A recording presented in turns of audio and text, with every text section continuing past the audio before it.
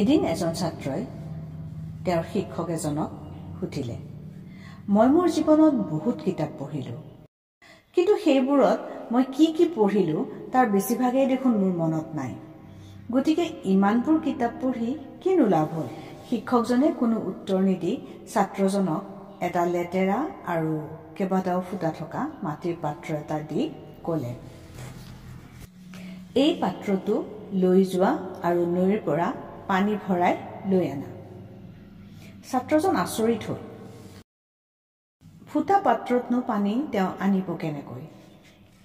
এইটো সম্ভৱো নহয়। তথাপি তেওঁ শিক্ষকৰ কথা ৰাখিবলৈ পাত্ৰটো লৈ নৈৰ পাৰলৈ গ'ল আৰু পানী আনিবলৈ চেষ্টা কৰিলে। কিন্তু কিছুদূৰ অহাৰ পিছতে পাত্ৰটোৰ পানী পৰি শেষ হৈ যায়। এইদৰে তেওঁ কেইবাবাৰো পানী আনিবলৈ চেষ্টা কৰিলে যদিও পিছত হতাশ হৈ শিক্ষকজনৰ ওচৰলৈ আহি ক'লে, মই হাৰি গ'লোঁ। ফুটা পাত্ৰত কিদৰে পানী আনিব পাৰোঁ? মোৰ বাবে ই সম্ভৱ নহয়।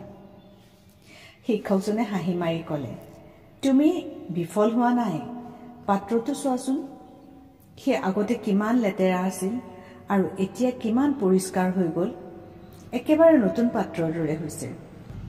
যেতিয়াই পানীবোৰ ফুটাৰে পৰি গৈছিল, প্ৰতিবাৰেই সেই পানীয়ে ভিতৰে বাহিৰে থকা মলিবোৰ ধুই নিছিল। সেই একে কথাই আমাৰ ক্ষেত্ৰতো খাটে। আমাৰ মনটো সেই ফুটা পাত্ৰটোৰ দৰে আৰু কিতাপত থকা জ্ঞানখিনি পানীৰ দৰে।